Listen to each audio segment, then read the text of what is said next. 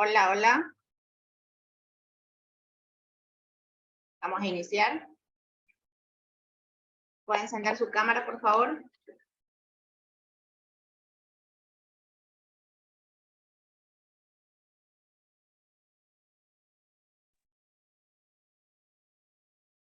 Hola, ¿cómo está? Buenos días desde acá, desde Ecuador. Vicente, ¿cómo estás? Buenas tardes, un placer estar con vosotros desde España. Aquí son tardes, un placer. ¿Qué hora es allá? Aquí son las 5 de la tarde, en la costa del Mediterráneo. Acá son las 10 de la mañana.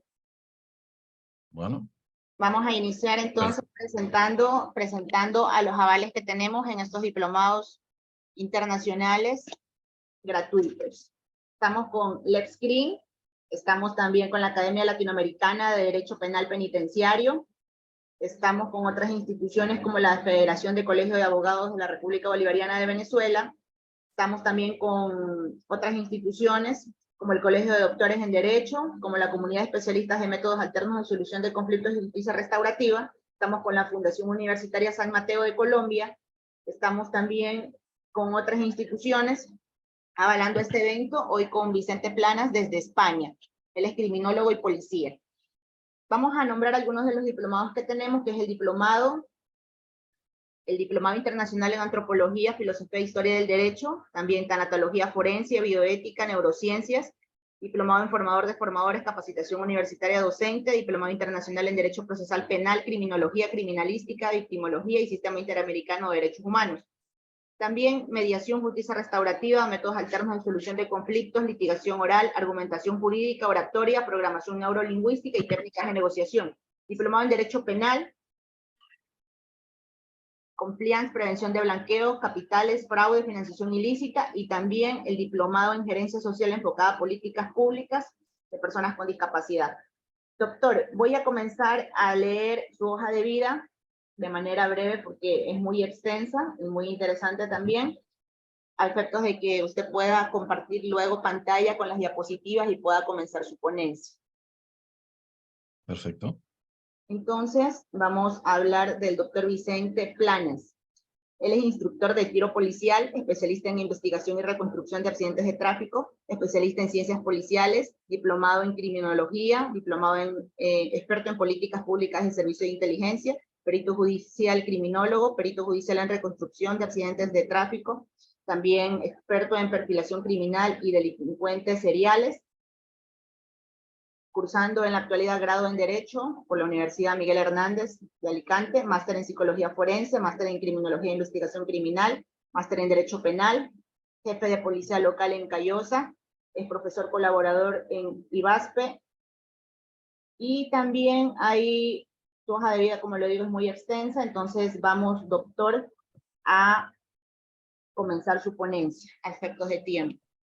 Vamos a ver si puede compartir pantalla en este momento. Ok. ¿Se ve? Sí, doctor. El tema que usted nos va a dar es canibalismo y parafilias sexuales. Exacto. Doctor, adelante. Dime si pasa la pantalla, por favor. Sí, sí, doctor, sí. ¿Sí?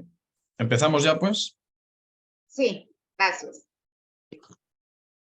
Bueno, pues el tema que nos ocupa hoy, un saludo a todos los que estáis presentes y los que nos estáis viendo a través de las redes sociales.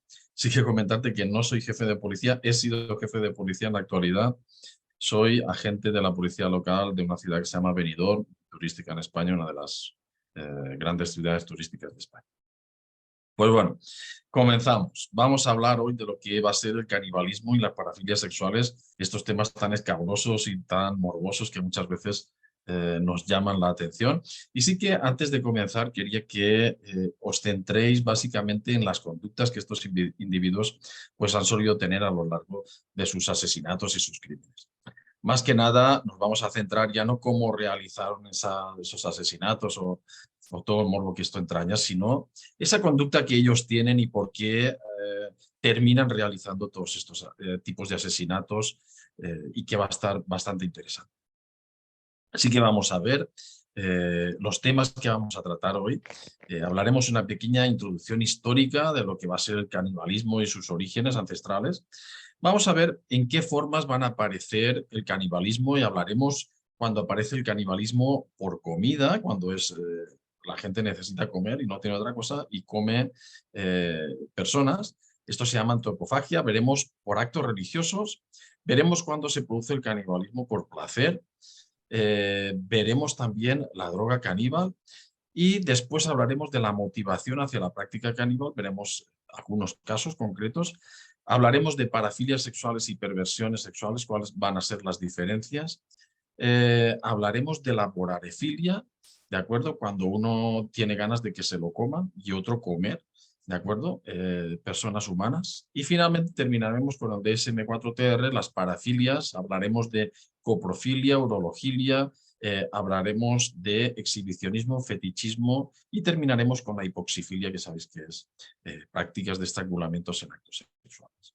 Pues bueno, todo esto tan interesante vamos a hablar hoy, así que empezamos con lo que va a ser, lo que ha sido la historia del canibalismo y sus orígenes. Como sabéis, pues esto todo empieza en Europa, en concreto en Francia, en Alemania, entre otros, y en los yacimientos arqueológicos que se descubren aquí en España, concretamente en Atapuerca. En España es uno de los yacimientos más importantes hoy en día que pueden haber en Europa. Y concretamente es en la cueva de la Grandolina, donde se descubre y se revelan que se practicaban ya canibalismo que con toda seguridad no fue por hambre, sino que carecían de esa intención ritual. Sí que se practicaba, perdón, por hambre y que no tenían ese ritual, con esa intención de ritual religioso, ¿de acuerdo? Sí que fue un canibalismo ancestral, gastronómico, y sí que con el Homo antecesor, ya estamos hablando de 800.000 años de antigüedad, pues ya hay referencias sobre el canibalismo. Después, en Mesoamérica y Sudamérica, contienen pues estas muestras de canibalismo ritual, que también está en las culturas africanas y polinésicas. Y también pues, tenemos por parte de los conquistadores españoles algunas de las prácticas de canibalismos que ya eran habituales entre los pueblos nativos y pueblos aliados con Hernán Cortés, como sabéis, que ya se solían los indígenas pues llevar restos en las batallas cuando llevaban adobes para coger las personas fallecidas y los cortaban, sobre todo las extremidades inferiores, y se las llevaban pues para dar comida al resto de familiares que estaban pues en el poblado, esperándolos pues, después de la batalla. Cuando hablamos de formas de aparecer el canibalismo, tenemos que hablar cuando es por comida, por antropofagia. Sabemos que cuando es por necesidad, encontramos algunos casos como es el equipo escolar de rugby, Old Christmas, del Club de Montevideo, que fletaron un avión de la Fuerza Aérea Uruguaya para viajar el 13 de octubre de 1973 pues, a Santiago de Chile. Pero durante el vuelo pues hubo unas averías y el avión se estrelló. Se estrelló en la cordillera de los Andes, causando la muerte instantánea de 12 personas, pero otras 17 murieron en los días siguientes y 16 sobrevivieron gracias a que estuvieron comiendo hasta que pudieron rescatarlos, pudieron estar comiendo los cadáveres de sus compañeros. ¿De acuerdo? O sea, esto lo tendréis en las redes sociales, es muy conocido este accidente y que las personas pudieron sobrevivir gracias a alimentarse de sus otros compañeros a altas temperaturas. Los cadáveres pues estaban todavía frescos por esas temperaturas y pudieran estar sobreviviendo pues, durante ese tiempo hasta que fueron rescatados. Después encontramos que las personas comen esos restos humanos sin saberlo. Es el caso de Dmitry Basekiyev y su mujer Natalia, de 42 años, pues, que fueron detenidos en 2017, perdón, no hace tanto, y confesaron haber asesinado a 30 personas, que van a ser muchas más, de las cuales se comieron partes de sus cuerpos y otras vendían en formas de pastel, porque Natalia estaba de cocinera en una de las bases aéreas del ejército y pues hacía estos pasteles que se comían por los pilotos y los cadetes de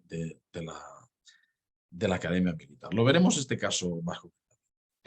Después hablamos también cuando es por placer, o sea, es por puro placer. Vemos el caso de Armin Meiwes y Brent Brandes, que Armin colgó un anuncio en el foro de internet que buscaba algún individuo para poder comérselo.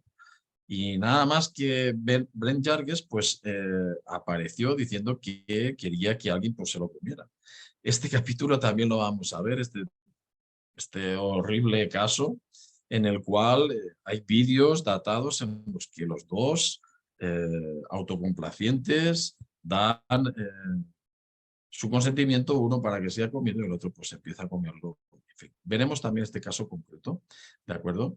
Y hablaremos sobre él. Hablamos ahora, por ejemplo, de cuando el canibalismo aparece en actos religiosos, ¿de acuerdo? La religión está siempre detrás de estos actos cuando son por consecuencias religiosas. Hablamos de los agoris, no sé si los conocéis, son estas fotos que veis ahí de estos personajes que van desnudos la mayor parte del tiempo.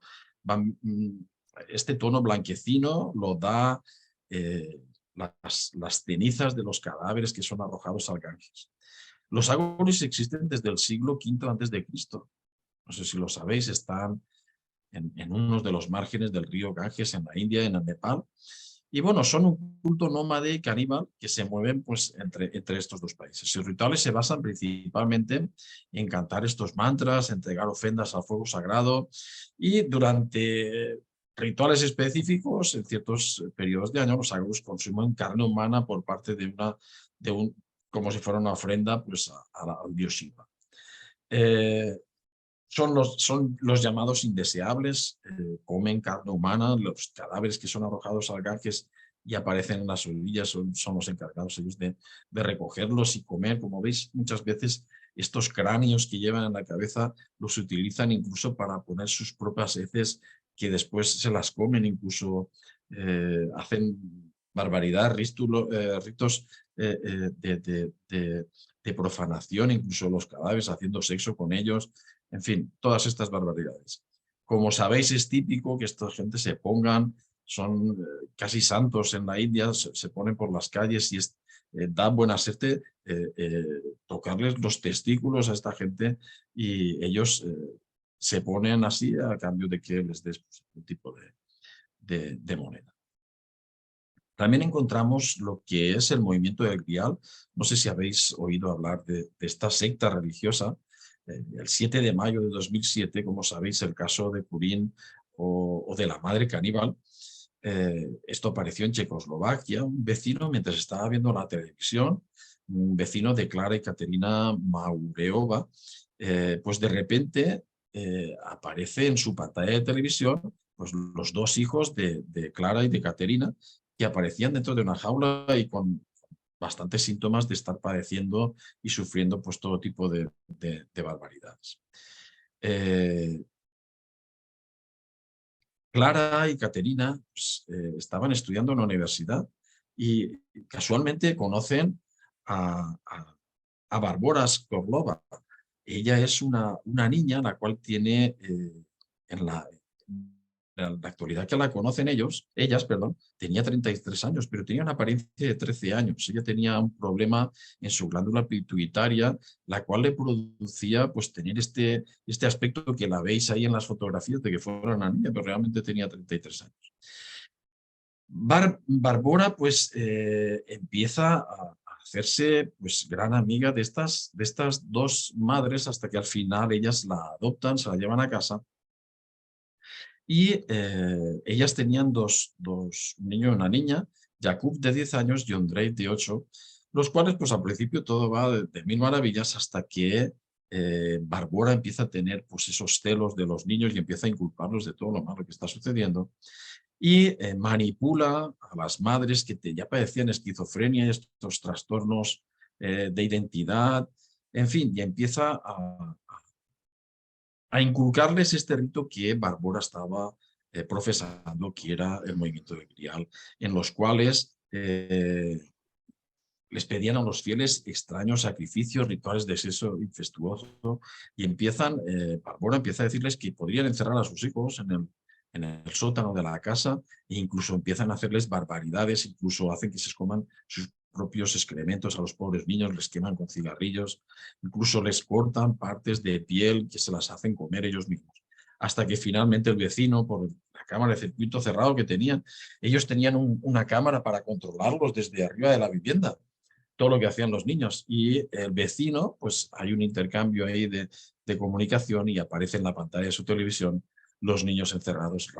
Llaman rápidamente a la policía, y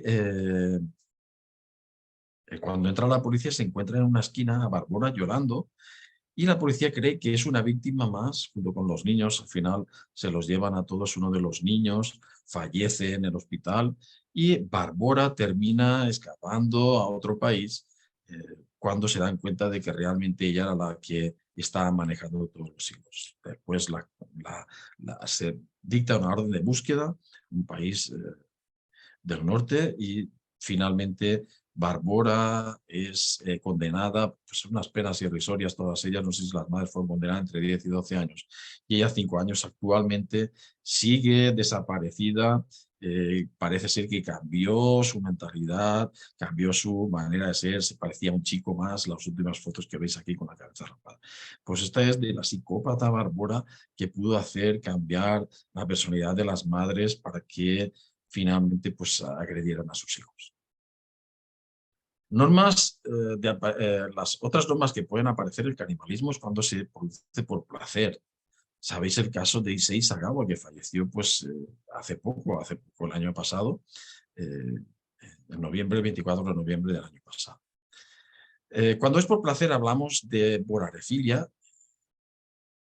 Puede en muchas ocasiones confundirse con el canibalismo sexual, pero la diferencia que hay es que el canibalismo sexual implica la excitación por comer carne humana, siendo esta el objeto del deseo. ¿De acuerdo? Estuve un tiempo recluido en prisión de Francia, Issei Sagawa. ¿De acuerdo? Resulta que él mató a una estudiante, René Hartelberg, que es la que veis aquí. Resulta que Issei era hijo de un empresario japonés muy adinerado, y se fue a estudiar a Francia. Estuvo estudiando literatura de bonobosnismo, y pues empezó a insinuarse muchas de las veces pues, a esta chica que veis tan guapa, de origen holandés. Pero ella lo rechazaba una y otra vez, hasta que un día pues accede a cenar con él, y tras muchas insistencias en esa cena, ella lo rechaza una y otra vez, y esto produce que Issei, en un descuido de ella, cuando estaba girada por detrás, le descerraja un tiro en toda la cabeza con un rifle. Después de pegarle el tiro por la espalda, en la nuca, con un rifle calibre 22, pues empezó a mutilar el cuerpo de René, y empezó a realizar necrofilia en el cadáver durante varios días, e incluso empezar a comerse partes del cadáver. ¿Qué sucede con esto? Pues después Issei Sagawa lo que hace es que mete parte del cuerpo en esta maleta que veis ahí, intenta lanzarla a una de las orillas del río en Francia, en París, donde es descubierto por un transeúnte que pasaba por allí, llama a la policía y descubre el cuerpo de René dentro de la maleta. Issei Sagawa está muy poco tiempo encerrado en Francia, y Japón reclama que sea juzgado en territorio japonés. Le reclaman que lo envíen, lo deporten a Japón, y nada más llega a Japón es soltado, y nunca ha sido juzgado nunca fue juzgado en vida por este crimen. Sí que empezó a hacer incluso pornografía, a escribir sobre el asesinato. Tenéis muchos de los vídeos que podéis ver de Issei Sagawa en internet, en el cual pues reproducía una y otra vez como si se comiera a René, y finalmente pues estuvo escribiendo varios libros y murió, ya os digo, en 24 de noviembre del año pasado. Un tipo extraño y que nunca fue juzgado por estos hechos. Una pena. Hablamos de vorarefilia también, que es el objeto del deseo no es comer carne humana, sino el de devorar o de ser devorado por alguien. y no siendo tampoco necesario que esta consumición se haga a través de la ingesta de comer, sino que puede ser algo mental, es decir, que sea la idea de consumir o ser consumido, integrarse o ser integrado físicamente por otra persona, y generalmente implica la ingesta y la digestión de esta persona, ¿de acuerdo? Perdón. No podemos hablar de canibalismo sin nombrar a Andrei Romanovich Chikatilo. Lo conoceréis. Muy famoso este señor. Nació en Ucrania, aunque en aquella época Ucrania era de la República Rusa. 16 de octubre de 1936. Y fue ejecutado el 14 de febrero de 1994 de un disparo. ¿De acuerdo? Es considerado el peor asesino en serie de la historia de la Unión Soviética. Fue conocido como el carnicero de Rostov, el destripador rojo, el destripador de Rostov, y cometió actos sexual, asesinato, mutilación de al menos 52 mujeres y niños entre 1978 y 1990 en la Rusia soviética, actualmente a Ucrania, ¿de acuerdo? Y el Uzbekistán soviético. Chikatilo finalmente confesó 56 asesinatos y fue juzgado por 53, perdón, de estos en abril de 1900 fue condenado y sentenciado a muerte y ejecutado en febrero de 1994.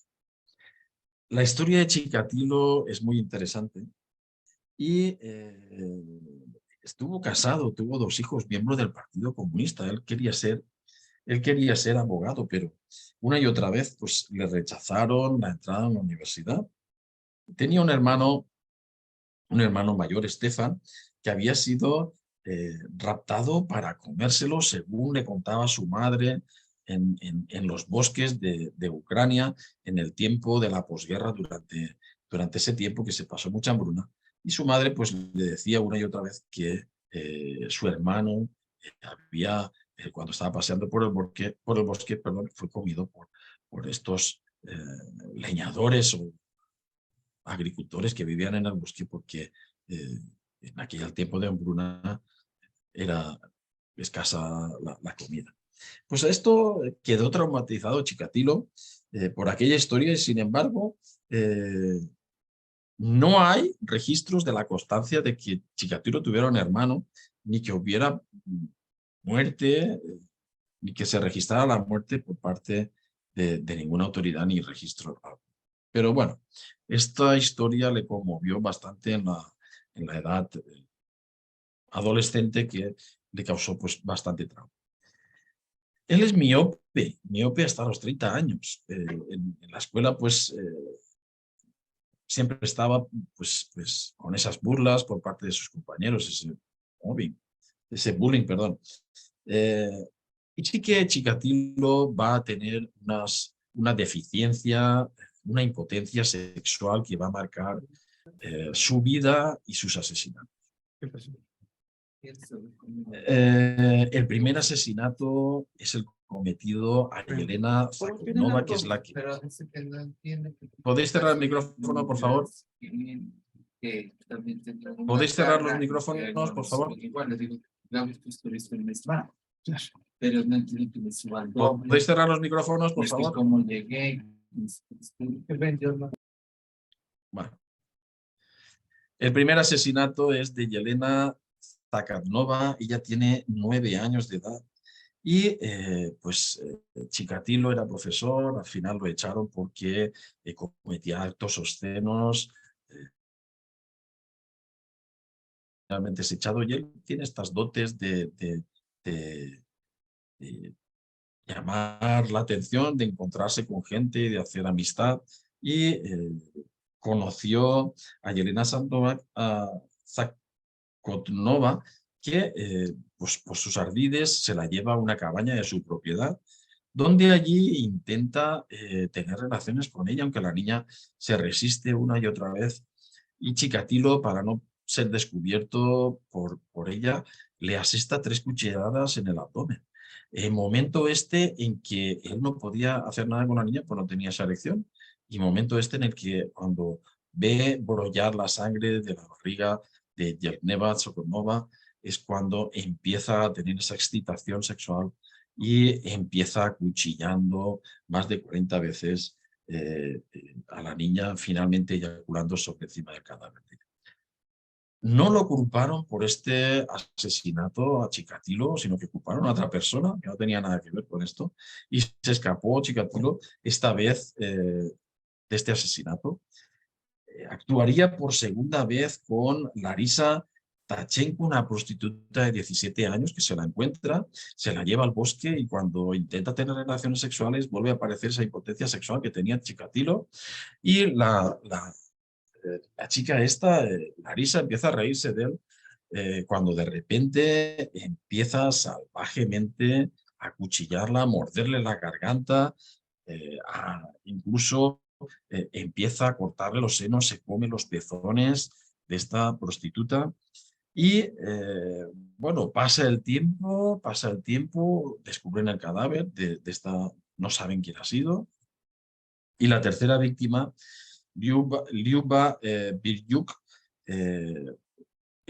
fue raptada, una de las víctimas de Chikatilo fue raptada, acuchillada más de 40 veces, otra vez en el bosque, y aquí va a aparecer la firma de Chikatilo que va a estar presente a partir de ahora en casi todos los cadáveres en los cuales va a asesinar Chikatilo, que va a ser sacarle los ojos. ¿De acuerdo? Volvería a hacer varios asesinatos más hasta que finalmente es arrestado por los policías que los ve salir de un bosque y al parecer encuentran próximamente el asesinato de una de las víctimas.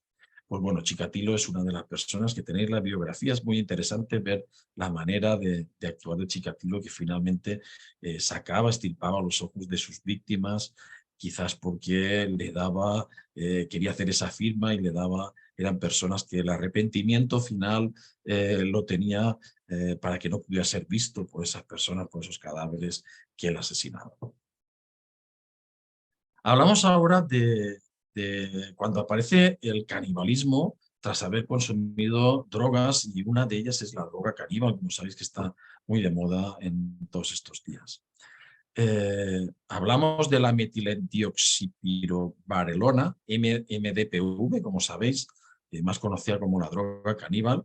Empieza a desarrollarse por primera vez en 1969, imaginaos, hace tiempo que está en el mercado, y se mantuvo pues, en la sombra hasta que alrededor del 2004 se empezó a sintetizar como droga de diseño, ¿de acuerdo? Y en 2010 empezó a venderse como sales de baño. Si sabéis, las sales de baño, estas que se utilizan para darse unos baños y tal, pues tienen este componente, el componente que tiene la droga, está el MDPV. Hablamos de Alberto Sánchez, un asesino español. Ocurrió en febrero de 2019, el chico que descuartizó, se comió a su madre y se grababa recitando pues, versos tan inquietantes como el que veis aquí.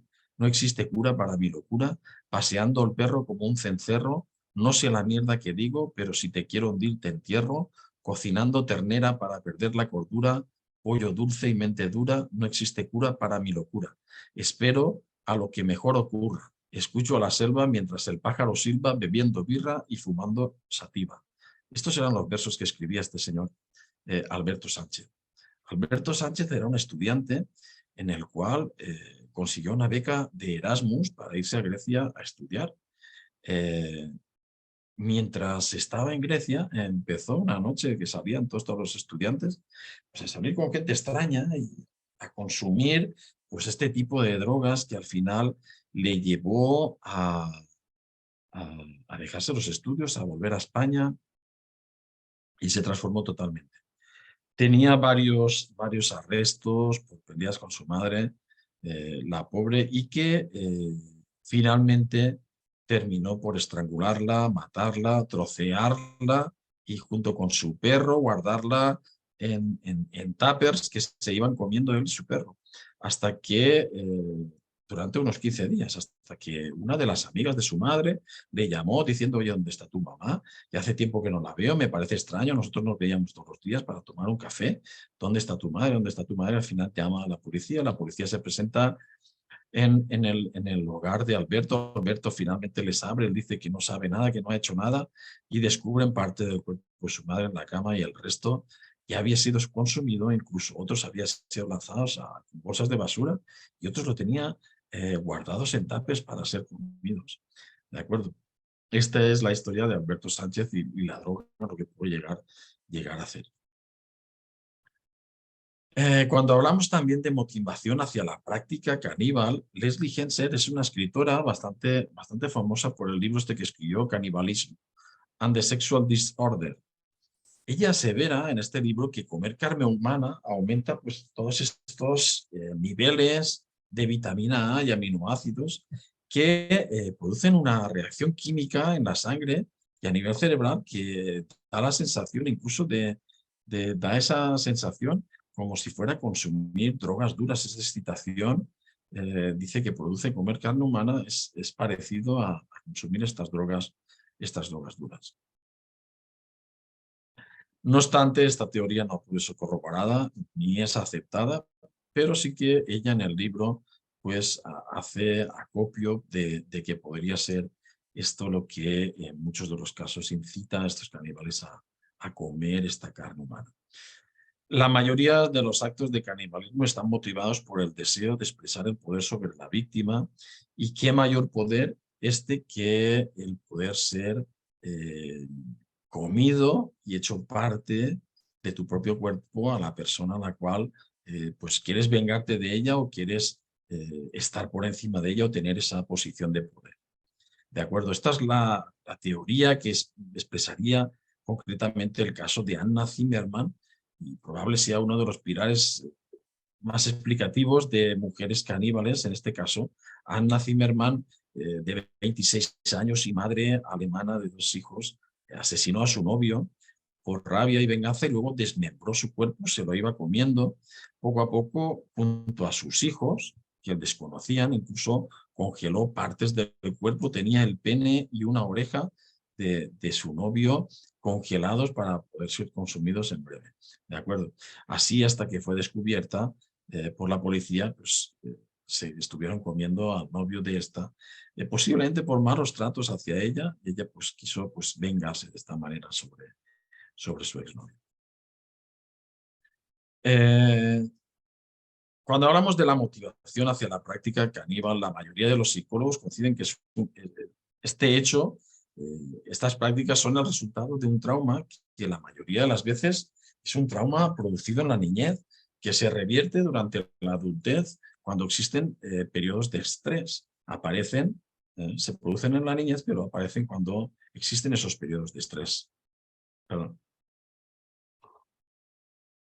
La mayoría de las personas pues vivencian que desde muy pequeños una fuerte ansiedad de separación de la madre que desemboca en una frustración y agresividad.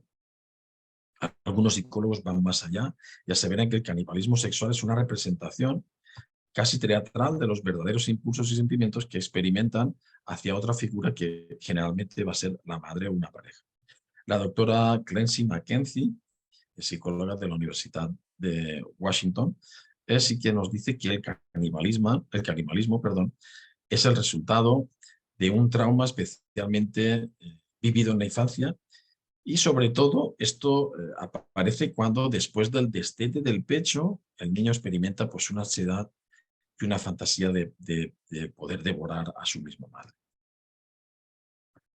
Hablamos ahora, dentro de la motivación por la práctica caníbal, hablamos de Gilberto del Valle, no sé si lo conoceréis, el caníbal cop. Este hombre era policía. Gilberto del Valle era un oficial de la policía de Nueva York. Tenía 28 años, título en psicología, y tenía una niña recién nacida. Se enfrentó a la justicia porque tenía esos pensamientos tan oscuros de canibalismo que empezaron a transmitirlos por un grupo de las redes sociales, en los cuales se reunían algunos y hablaban de esos pensamientos, esas vivencias que querían tener de comerse a alguna persona, e incluso él hablaba de comerse, matar a su propia mujer, a su esposa Kathleen McGann Valle, que al final, pues creyendo que él la estaba engañando con otra persona, es cuando ponen software espía y descubre que no era una experiencia amorosa lo que tenía él, es que tenía un grupo que estaban planificando matar a alguien y comérselo entre ellos. Apareció el nombre de ella y esto es lo que le hizo llamar a la policía y finalmente es detenido, es juzgado. Ella dice que vio en los comentarios que me iban a atar los pies, me cortarían la garganta y disfrutarían viendo salir la sangre botar.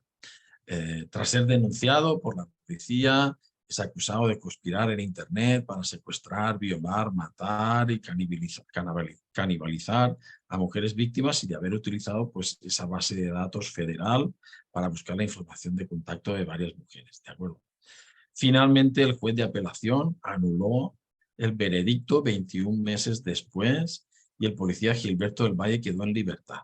En 2016, Gilberto publicó el llamado libro Rauf Deal, donde sigue expresando pues, estas historias que jamás fueron contadas por el policía caníbal, donde ahí se explaya grandemente todo lo que podría imaginar hacer, pero que nunca llegó a hacer. Fue condenado por cosas que nunca llegó a hacer. ¿De acuerdo? ¿Cuáles van a ser las diferencias entre la parafilia sexual y la perversión sexual? Pues la parafilia sexual proviene del griego, ¿de acuerdo? El sentido de la teología se refiere a la práctica sexual diferente a la forma convencional o natural. Todo lo que no sea convencional o natural pues es entendido como una parafilia sexual. Se define como patrones de comportamiento de personas en las que la fuente predominante del placer sexual no se encuentra en la relación sexual, sino en alguna otra actividad o objeto. ¿De acuerdo? La excitación sexual de la persona depende de la utilización o presencia del foco en el cual se va a centrar. Una vez establecidos estos focos de excitación sexual, por lo general, en los últimos años de la infancia o al inicio de la pubertad, suelen perdurar toda la vida. ¿De acuerdo? Y algunos de los comportamientos más usuales van a ser la coprofilia, el voyerismo, el sadismo, exhibicionismo, zoofilia, necrofilia, frotismo, fetichismo, pedofilia, masoquismo, hipoxifilia y un sinfín de aberraciones de estas que podéis encontrar la lista en cualquier red social. ¿De acuerdo? Anteriormente se hablaba de perversión sexual, proviene del latín, se define como acción o efecto de viciar con malas doctrinas o ejemplo las costumbres, la fe o el gusto de la persona, claro. En 1985, el psiquiatra francés Magan utilizó por primera vez este mote de perversión sexual, quedando luego sobreentendida solamente con perversión. Debido a la variada utilización popular y profesional, el término perversión pues, presenta esas interminables dificultades, siendo aún común en la literatura psicoanalista, pero en las clasificaciones actuales del DSM-4 se entiende la utilización del término parafilia, de quedado en desuso, y ya que evitan pues, estas connotaciones que sugieren pues, censura moral muchas de las veces, ¿de acuerdo?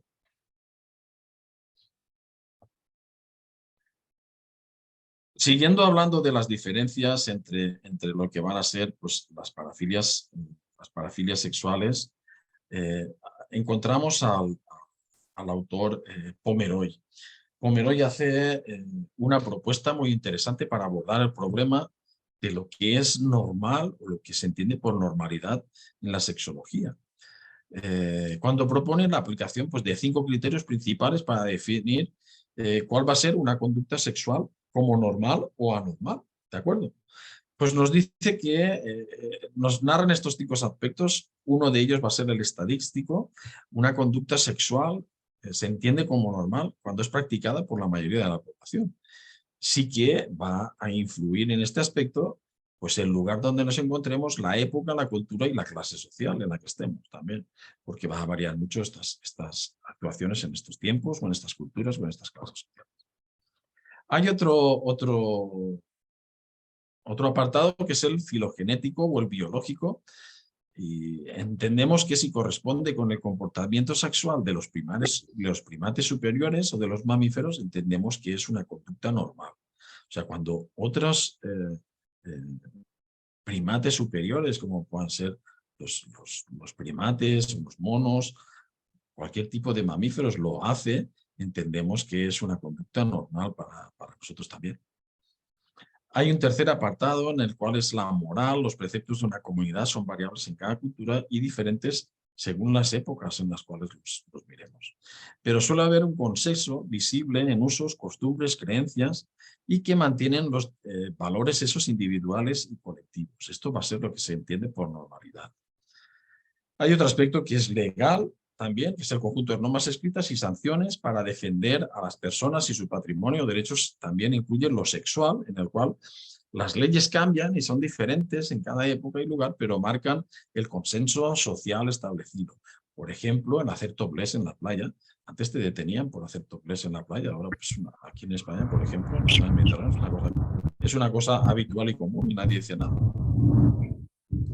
Hay otro aspecto social. Por ejemplo, las conductas socialmente dominantes que no perjudican a la sociedad o a sus miembros pueden considerarse correctas o adecuadas según la época en las que se vean. Las parafilias se caracterizan por una alteración en el objeto o la expresión o una gratificación sexual. Para considerarse parafilia, la actividad sexual debe caracterizarse por una presencia, por el uso de estos objetos que no van a ser humanos, para lograr esa excitación sexual. Es decir, te llega esa excitación sexual a través de estos objetos. Imponer esa humillación sexual o sufrirla, o por una implicación de compañeros sexuales que no consienten en la relación. No existe un consenso por la mayoría de estudiosos para establecer un límite preciso entre lo que es el interés sexual inusual y la parafilia. ¿De acuerdo? Y aquí os he puesto pues, una relación que podéis ver y, en fin, todos estos nombres. Cuando nos vamos a la epidemiología, las parafilias son relativamente infrecuentes en la práctica psiquiátrica. La mayoría de los casos se detectan únicamente cuando solicitan tratamiento o surgen problemas legales. Es decir, yo no voy al psiquiatra y le digo, mira, es que a mí me gusta la coprofilia o me gusta el sadismo. En algunos de estos casos, aunque en muchos de los psicópatas es bastante común las parafilias sexuales, y sobre todo el sadismo, pues aparecen estas conductas. Cuidado con el micrófono, que alguien tiene el micrófono abierto. En cuanto a la etiopatogenia, pues sí que hay, nos dicen que hay factores que van a ser genéticos, factores que van a ser neurobiológicos y otros factores que van a ser biológicos. Bueno, aquí os he puesto el caso de Francisco Javier Almeida, el asesino del Ardeo. ¿Alguien tiene el micrófono abierto? Por favor. Cierren los micrófonos, por favor. Gracias. Sí que en el caso de Francisco Javier, el asesino del Ardeo, ya había estado encerrado, este psicópata, violador, había estado encerrado porque ya quedó con una representante de ya lo diré, una inmobiliaria, en la cual durante el transcurso de la visita a una casa violó y mató a dicha mujer. Fue encerrado, condenado y salió con los informes positivos del centro que necesitaba pues esa rehabilitación fuera y casualidad que ese día Francisco desde la ventana estaba viendo a los niños jugando. Había un niño disfrazado de niña, sí, con las fiestas, creo que eran las fiestas de Halloween. Cuando él baja al parque, se lleva al niño con engaños hasta el piso, finalmente lo estrangula, lo viola, y cuando bajaba con el niño en brazos para hacerlo desaparecer, ya estaban buscándolo los padres y la policía lo encuentra con el niño en brazos ya muerto. Él dice que no sabe qué ha pasado, que se lo ha encontrado muerto, pero realmente lo había violado y lo había estrangulado. Este es el caso de Francisco Javier Almeida. Ha sido condenado hace poco a cadena perpetua revisable. Cadena prisión permanente revisable. Hablamos ahora de lo que es la vorarefilia, cuando alguien quiere ser comido por otro. Recibe el nombre de vorarefilia, una de las parafilias más peligrosas, la cual se caracteriza por la existencia recurrente de fantasías sexuales vinculadas a la idea de devorar o de ser devorados vivos. Estas fantasías,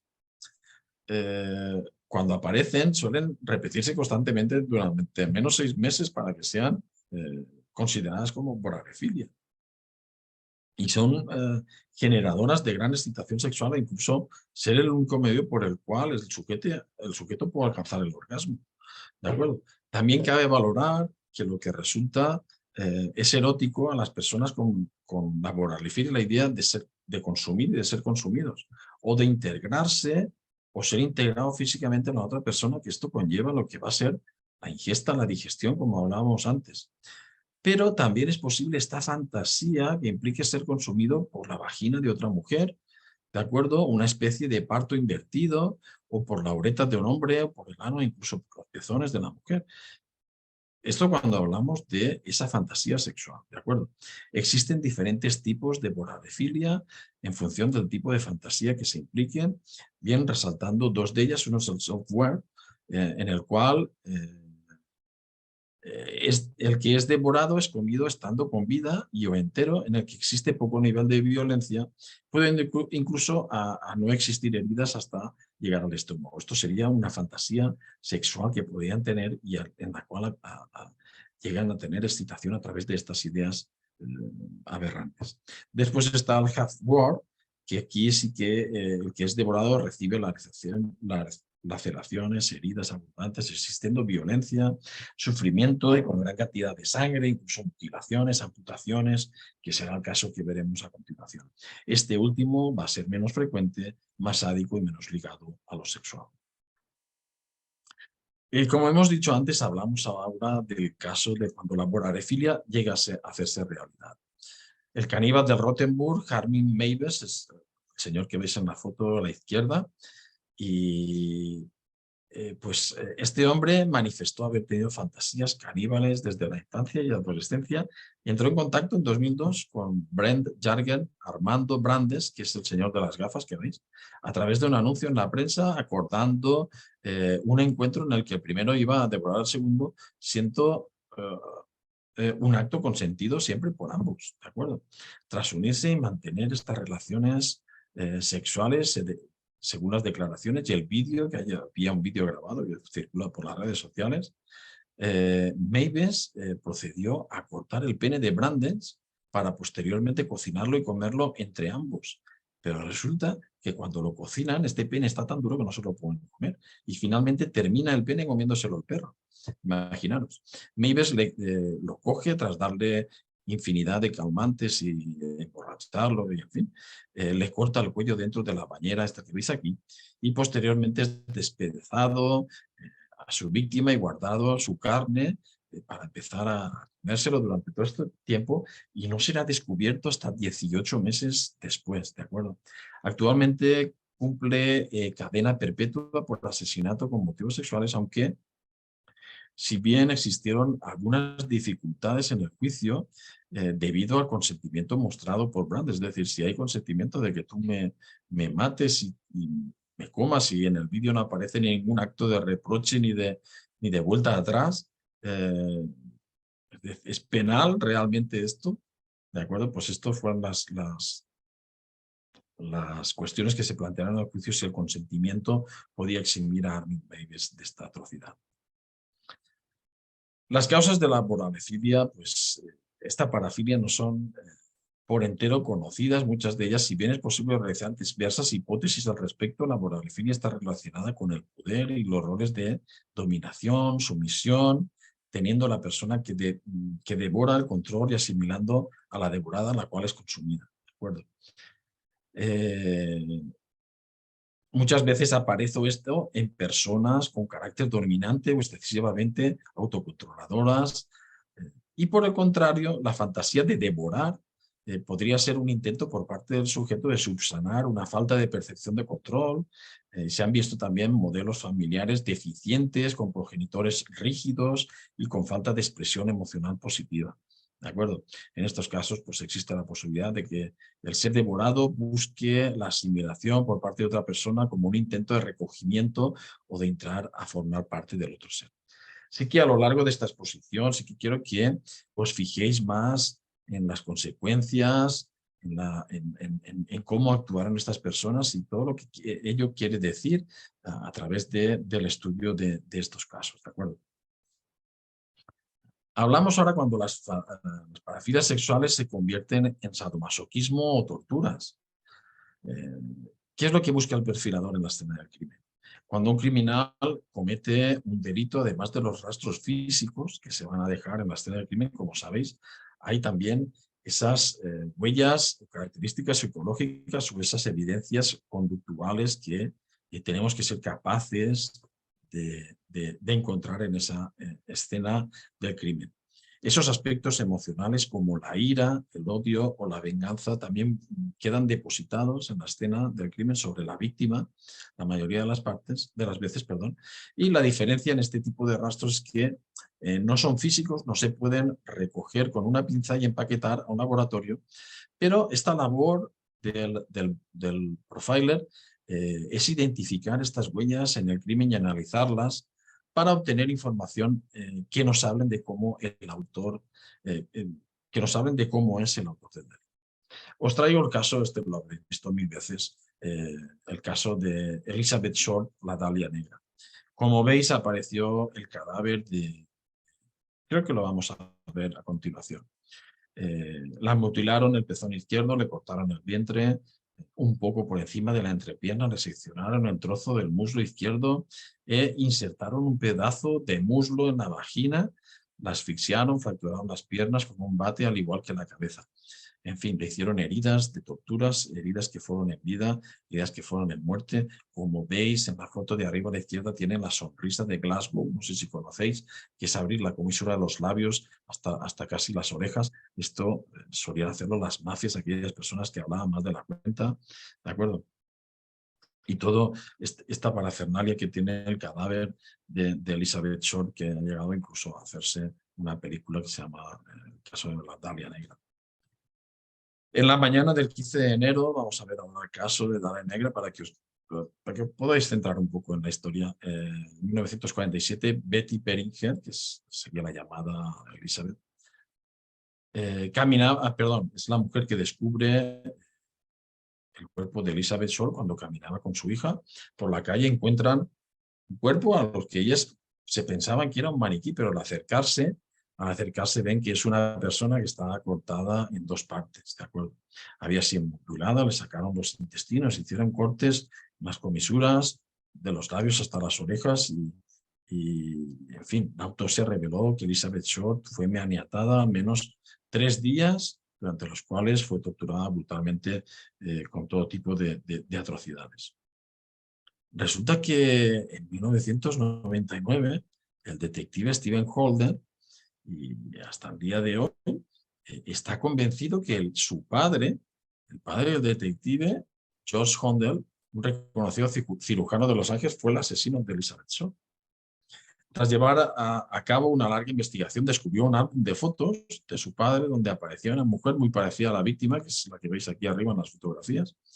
Hoy en día sigue sin resolverse el caso tan atroz de la Dalia Negra, sigue siendo uno de los crímenes más famosos, como sabéis, que sigue sin resolverse, aunque el detective Stephen Holder dice que es su padre.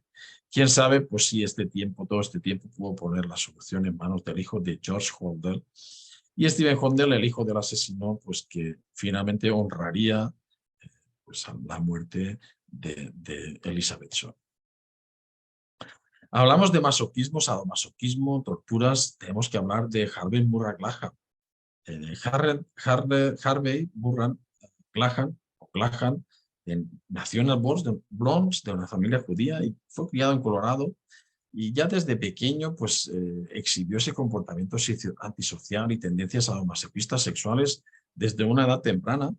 Y como adolescente, pues entraba en los apartamentos de las mujeres donde les ataba, abusaba sexualmente, les tomaba fotografías, como recuerdo, incluso quitaba ropa interior, en fin.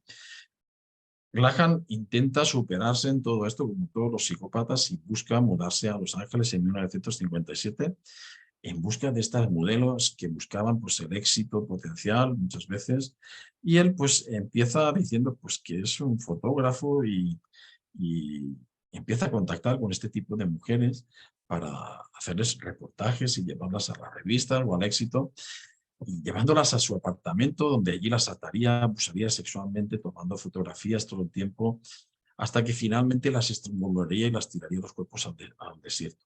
Le gustaba hacer las fotos en el último momento antes de matarlas, como son las que veis aquí, que son las modelos momentos antes de fallecer. Hasta que finalmente una de las víctimas, cuando está llevándola al desierto todavía viva, Graham utilizaba siempre la misma cuerda para estrangularlas, se guardaba la cuerda para estrangular siempre a las mismas mujeres, a las mujeres diferentes, perdón, y finalmente esta mujer empieza a gritar, momento en el cual pasaba por la carretera un patrullero, en el cual vio forcejear a Graham con esta chica y es detenido finalmente, empieza a confesar todas las muertes, incluso a llevarlos a la policía hasta donde se encontraban todos los cadáveres y la caja de herramientas donde contenía pues, todas las fotografías que estuvo haciendo todo este tiempo. Fue encontrado culpable de 2 cargos de asesinato, en primer grado y ejecutado en la cámara de gas en la prisión estatal de San Quintín, como sabéis, el 18 de septiembre de 1959. ¿Cuál fue la metodología? ¿Cuál es la metodología del control? ¿De acuerdo? Es lo que tenemos que analizar en estos casos. El perfilador pues, deberá en primer lugar fijarse si ha habido control de la víctima por parte del agresor, ¿no? Es decir, si ha habido ese tipo de control para que la víctima no ponga ningún tipo de resistencia. Si la hubo, deberá conocer el grado de fuerza empleado, los métodos, herramientas utilizadas, armas, grilletes, en fin. Y una vez que el agresor se ha aproximado a la víctima, la ha atacado para dominarla y evitar esta capacidad de reacción necesaria, necesita pues todo este tiempo, la colaboración de la víctima para poder agredirla. Para que el agresor pueda consumar su agresión, pueda manipular y someter, debe tener controlada a la víctima y así no tener por qué dedicar más tiempo ni recursos a sus reacciones defensivas. Ese control se puede realizar de varias maneras, como puede ser usando la fuerza, golpeando a la víctima para dejarla inconsciente, atacarla usando grilletes, con amenazas verbales, se amenaza con hacerle daño físico, matarla si no se está quieta, incluso otras amenazas más, o con la presencia de armas, presencia de pistolas, cuchillos, barras de hierro, en fin, cualquier tipo de esto. Esto es lo que sería la metodología del control. En cuanto a las parafilias y perversiones sexuales dentro del DSM-4, hablamos de lo que es la coprofilia, urolofilia, y sabéis que la coprofilia es el que padece esta parafilia, se identifica con la excitación erótica motivada por el olor o contacto con estos excrementos o con la orina. Imaginaros la barbaridad. Hablamos de Hamilton Howard Fish, el vampiro de Brooklyn, que este señor yo creo que tiene todo el repertorio, todas las parafilias que podáis encontrar en cualquier libro. Nació el 19 de mayo de 1870 en Washington. Tras la muerte de su hermano se cambia el nombre por Albert. Sufrió constantes maltratos desde pequeño, abusos en la infancia. Finalmente termina en un orfanato que se lo llevó su madre tras la muerte de su padre. Tan solo tenía 5 años, Albert Fish. Y la juventud también llevó a Fish a prácticas como la urofagia y la coprofilia. Fish comenzó a visitar pues, todos estos baños públicos en donde se excitaba con los olores, los sonidos, las piscinas públicas donde podía ver jóvenes desnudos y gastaba buena parte de su sueldo en estas visitas. Según su informe psiquiátrico, tenía una personalidad bastante sádica y masoquista, con una tendencia a la castración, a la autocastración, a la homosexualidad, el exhibicionismo, el voyerismo, la pedofilia, el fetichismo, el hiperhedonismo. En fin, Albert Fish tenía toda la retafila, yo creo que tenía todo el pack completo. Sentía placer practicando la coprofagia, que es la ingesta de heces, y el canibalismo.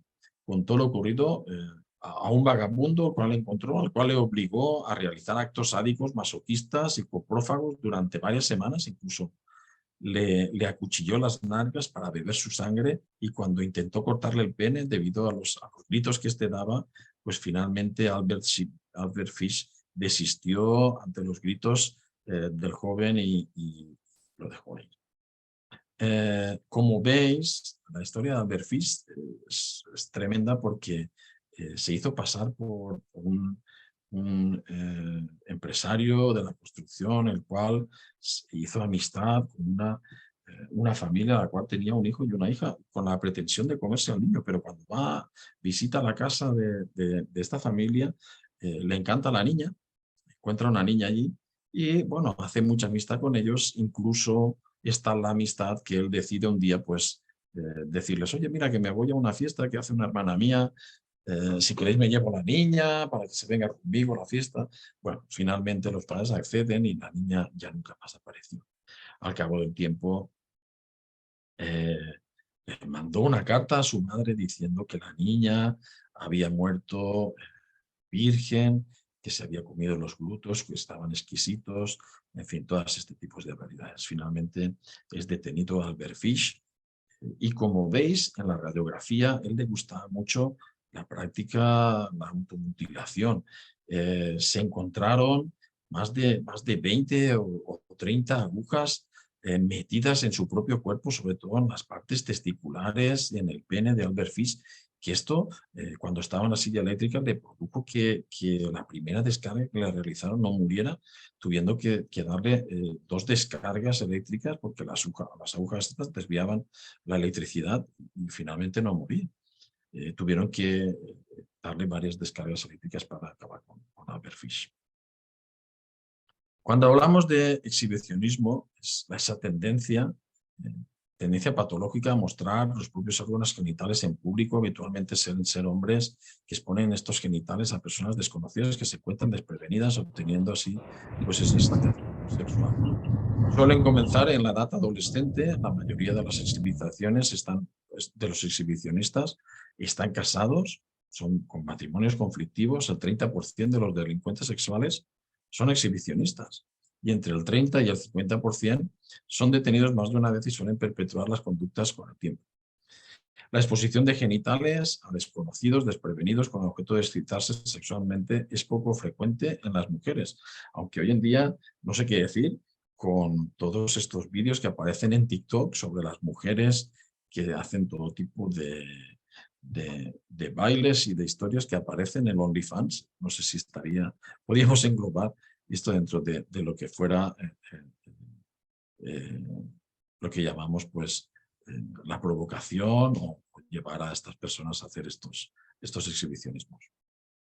Este es el caso de Wayne Couzens. Era un policía inglés en el cual días antes era un policía que era ejemplar. De repente se le va la pelota, se le va la cabeza y termina con la vida de esta chica que veis ahí, de Sarah Everett. Termina matándola, agrediéndola y finalmente la quema para deshacerse del cadáver. Nunca se ha arrepentido de los hechos. Días antes estuvo en un local exhibiéndose desnudo. En fin, el caso de Wayne Couzens es realmente interesante. Lo tenéis en las redes sociales si queréis. Estoy puesto para que tengáis una reseña sobre exhibicionismo y termina con la muerte de una de las víctimas. Hablamos de fetichismo de Russell Williams. El fetichismo es es el uso de objetos físicos, el fetiche, como la manera preferida de excitarse sexualmente. Y sin este fetiche, muchas de las veces no encuentran esta excitación. Las personas que tienen fetiches se pueden estimular y satisfacer sexualmente. ¿Sí? Se pueden excitar sexualmente de varias maneras: usando ropa interior de otras personas, vistiéndose con ropa de látex, de cuero, agarrando, frotando, oliendo objetos como zapatos de tacón alto, como es el caso de de Jerry Brados. Jerry Brados es más conocido como asesino fetichista secuestraba a estudiantes con la intención de torturarlas, matarlas, para después masturbarse vestido con ropa de mujer y los zapatos de tacón de las víctimas. Él era coleccionista de estos zapatos de tacón de las víctimas, los cuales después de matar a las víctimas se los ponía y se masturbaba con los zapatos estos de tacón. También es el caso de Russell Williams, el coronel de las Fuerzas Aéreas de Canadá, era piloto de la reina Isabel II. Piloto de muchos de los ministros canadienses, y en fin, su fetichismo llevó a robar más de 500 prendas de ropa interior de todos los colores, sujetadores, bragas, bodys, en 82 allanamientos a sus vecinas próximas donde vivía, y no tenía otra manía que una vez entraba en la casa de estas víctimas, vestirse con la ropa íntima de estas personas y hacerse fotos con ella, como veis aquí en las fotografías que aparecen del coronel. Como sabéis, en todos los psicópatas pues llegan, siempre quieren más y al final se obsesionó de tal manera, lo denunciaron hasta veces y aquella obsesión le llevó a asaltar 9 veces la casa de una misma mujer. Finalmente, Russell Williams acaba matando a dos mujeres, una de ellas una compañera de trabajo, y la policía ya iba detrás de él. En una de las viviendas encontraron una de las huellas de marcas de ruedas de un vehículo que era parecido al suyo, muy parecido al suyo. Cuando lo llevaron a entrevistar, está la entrevista a interrogar, está en vídeo, el vídeo está en la interrogación, lo podéis ver él tan tranquilamente.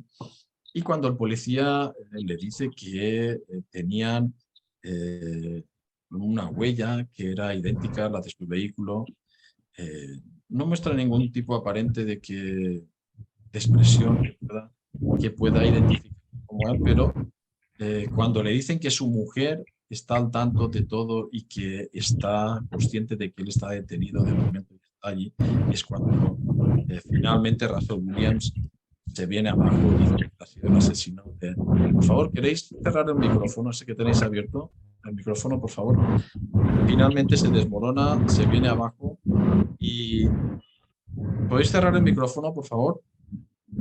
Y finalmente Russell dice que su mujer no tiene nada que ver con esto, que su familia no tiene nada que ver con esto. Y finalmente Russell Williams es detenido por la muerte de estas dos víctimas. Ya para finalizar, en las parafilias sexuales, en el DSM-4, hablamos de lo que es la hipoxifilia. La hipoxifilia o asfixia erótica consiste en obtener placer. ¿Podéis cerrar el micrófono, por favor? ¿Alguien que lo tiene enchufado? Gracias. Consiste en obtener placer mediante la reducción o impedimento total de la respiración. La hipoxifilia se puede llevar a cabo a través del estrangulamiento, con las manos, con objetos, como pueden ser cuerdas, cintas, cadenas, etc. O bien obstruyendo las vías respiratorias mediante bolsas colocadas en la cabeza, en la cara, o colocando objetos que cubran la boca y la nariz. Es el caso de David Carradine, que lo encontraron dentro de un armario en Tailandia, con una bolsa de plástico totalmente desnudo, y dentro de un armario, al parecer, estaba practicando pues, este tipo de hipoxifilia y falleció en este tipo de rito. Pueden aparecer una práctica nueva, pero se realizaba ya en el siglo... Os puede parecer una práctica nueva, pues se realizaba ya en el siglo XVII en Asia, y se presume que comenzó su práctica en los reos que eran ejecutados en la horca, ya que la mayoría de ellos presentaban pues, estas erecciones después de la ejecución. Sabéis que los ahorcados pues, tienen esta erección de los miembros viriles. Llevándose a la práctica controladamente para contrarrestar problemas de disfunción eréctil y aumentando estos órganos. Aparece ligada a otras parafilias como es el fetichismo o el sadomasoquismo en muchas de ellas, y en Estados Unidos mueren alrededor de entre 500 y 1000 personas por prácticas autoeróticas, es decir, por gente que se pone la cuerda en el cuello para tener más excitación, que implican asfixia, electrocución, hemorragias tras las inserciones de objetos en los órganos genitales, etc. Y el 90% de estas muertes por esta causa son masculinas y el 10% son femeninas, o sea que es una práctica habitual en lo que van a ser sexo masculino, como el cantante Michael Hutchence, el cantante de Inks, que como sabéis también apareció muerto y se sospechaba que fue durante una de las prácticas, o también el caso en España de Mario Biondo, en el cual no se sabe si realmente ha sido una práctica autoerótica.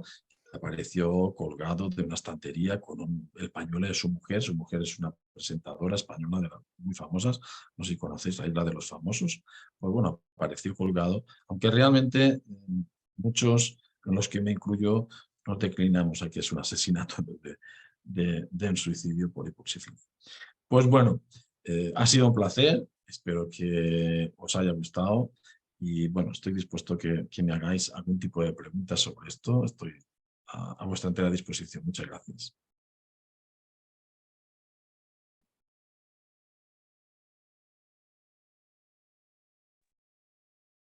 Hola, doctor. Sí, le iba a decir que si puede dejar de compartir pantalla. Ok, ahí está. Muchas gracias, doctor. Muy interesante ponencia. Hay muchos saludos para usted y también muchas felicitaciones por haber participado el día de hoy en esta clase del diplomado gratuito. Entonces, doctor, hemos estado con el doctor Vicente Planas, conferencia de caníbales y parafilias sexuales. Doctor, muchísimas gracias. Si aquí alguien de la sala tiene alguna pregunta, puede levantar la mano, puede escribirla en el chat de Zoom. Entonces, doctor, vamos a finalizar su ponencia de no haber ninguna pregunta. ¿Pueden encender las cámaras las personas que están aquí a efectos de tomar una captura de pantalla? Si es que alguien desea, puede encender la cámara, no el micrófono. Ya. ¿Alguien más? Vamos a esperar a que enciendan las cámaras para tomar una foto con los que deseen participar en la foto. Luego vamos a despedir al doctor Vicente Planas.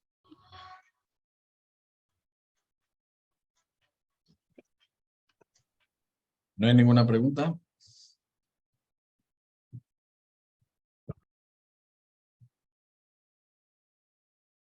A ver, doctor, una foto vamos a tomar entonces.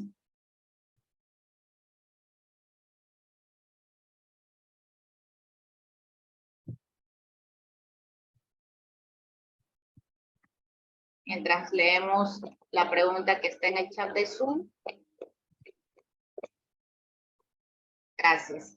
¿Quieren pueden seguir encendiendo las cámaras a efectos de tomar una foto? Vamos a ver la pregunta que dice aquí. De Oscar, me gustaría saber si existe algún método para identificar a pederastas. Pues bueno, ya se puede identificar, pero como veis en el caso este que hemos hablado del asesino del Ardeo, ya había sido identificado, había estado en prisión por matar ya a otra persona. Sin embargo,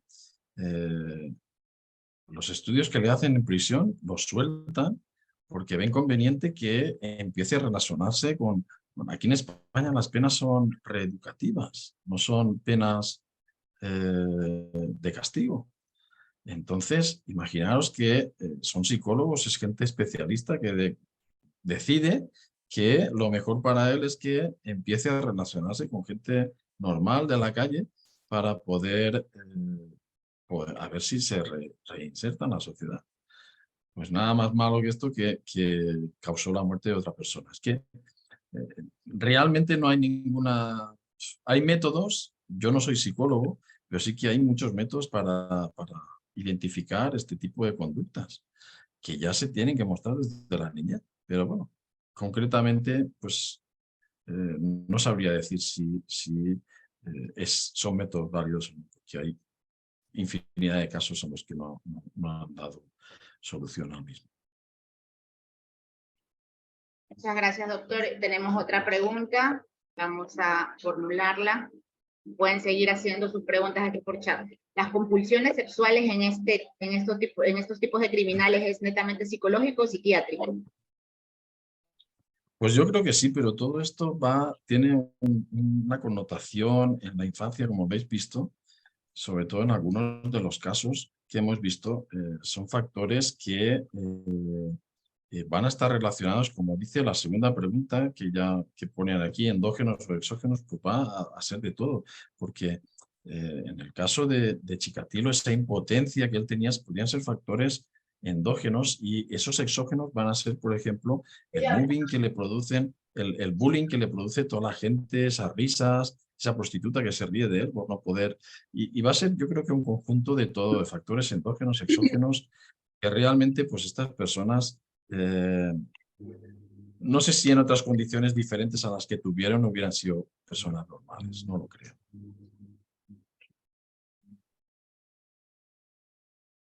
Muchas gracias. ¿Alguna pregunta más? Muchas gracias, doctor. Si alguien más va a He decir contestado también la segunda, se ponía endógenos. algún comentario, doctor, que dice que en Bolivia acaba de salir a la luz la historia de un sacerdote español que, bueno, ahí usted puede leer la pregunta en el chat. Sí, más de 85 abusos sexuales, una pedofilia, a su parecer. ¿Algún comentario a aquello?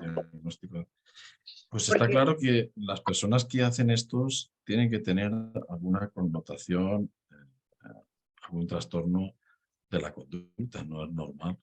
Está claro que no es normal y más cuando abusas de tu poderío, de tu situación para poder realizar todo este tipo de prácticas. Sí que conozco de este caso, no lo conozco profundamente, pero sí que esto debería ser castigado también, ya no por ampararse en la religión, que como habéis visto también las prácticas de todos estos tienen muchas veces esas connotaciones religiosas, que es uno de los matices que pueden estar ahí. Sí que no sé si de psicopatía, porque él sabía bastante bien lo que hacía, ya no de psicopatía, sino de algún trastorno de la personalidad, pero no de psicopatía. Yo creo que son personas totalmente capaces y saben lo que hacen. doctora, hay otra pregunta acá en el chat de WhatsApp que dice que a qué se debe que en el ámbito religioso muchos sacerdotes o de otras religiones siempre están involucrados en casos de abuso sexual, sea a niños o a mujeres o incluso a niños y niñas. Pues yo creo que ahí entra el aspecto de que no te puedan creer. O sea, utilizan a niños porque saben que niños van a tener esa dualidad de que esté su palabra contra la mía. Yo soy una persona mayor, tú eres un niño, y muchas de las veces no te van a creer. Y otras, las mujeres, es decir, el cura va a prevalecer la palabra del cura sobre la mujer. Es decir, es que esta mujer ha venido y me ha provocado. Entonces, pues creo que van a ser, en definitiva, esas dos cuestiones, básicamente, aunque no profundizamos mucho en estos casos, pero sí que va a ser el estado de poder de los curas o de otras religiones los que vayan a predominar sobre el resto. Si veis en muchas sectas religiosas sí que uno de los aspectos fundamentales es la monogamia, la endogamia entre ellos, practicar el sexo es algo habitual, en fin, tener varias parejas, varias relaciones entre ellos. En muchas de las sectas, por no decir en casi todas, aparece este tipo de connotaciones. Sí, veo aquí que pone, existe un modus operandi identificativo como tácticas de seducción y manipulación para hablar en este tema de parafilias. Pues ahora a la cabeza no me viene ninguna táctica, no recuerdo en estos momentos, seguro que hay bastantes. Sí, mira, recuerdo uno a José Ferrandiz, el asesino español Ferrandiz, que ha salido hace poco de prisión, un psicópata, agresor sexual, el cual utilizaba aquí en España, en la costa mediterránea, en Castellón, era una época de que había muchas discotecas y había muchas zonas de de ocio y él utilizaba estos parkings para conocer a la gente, llevársela, los subía en el coche y después las violaba y las mataba. Él vivía con su madre y en principio nunca fue sospechoso. Es más, algunas personas lo implicaron en algunas violaciones y muchos de ellos lo apoyaban. Finalmente fue condenado por psicópata, agresiones sexuales, mató a 5, creo que a 5 de las mujeres y actualmente está en la calle. Ya cumplió la condena. Pues en este momento en bibliografía hay miles de libros, con que entréis a las redes sociales. En mi página web de LexClean tengo algunas recomendaciones de libros también muy interesantes. Vicente Garrido Genovés, Ben Tyree. Sabéis que hay infinidad de libros, con que entréis a alguno de estos escritores tenéis infinidad de documentación. De no existir más preguntas, entonces vamos a dar paso a recordar nuestros avales, a ver si alguien más se anima a realizar alguna pregunta o encender la cámara. Vamos a recordar que estamos avalados por el especialista en solución de conflictos y justicia restaurativa, también por la Fundación Universitaria San Mateo, que es de Colombia, por el proyecto Tijuana Inocente, el LexClean, también por la Academia Latinoamericana de Derecho Penal Penitenciario. También estamos avalados por otras instituciones como el Colegio de Doctores en Derecho, también por el Colegio de Defensores Públicos Federales de Tijuana, también por la Organización Mundial de Abogados y por otras instituciones. Hemos estado con el doctor Vicente Planas desde España y vamos a dar... ¿Alguien quiere encender su micrófono para realizar alguna pregunta? Si no, vamos a finalizar la ponencia del doctor. Bueno, comentarios, como usted los puede leer, doctor, dentro del chat y también, también acá en el chat del grupo de WhatsApp, comentarios de felicitaciones por su ponencia. Muchas gracias por compartir sus conocimientos. Entonces, doctor, muchísimas gracias por haber aceptado la invitación, recordando que estos diplomados son totalmente gratuitos.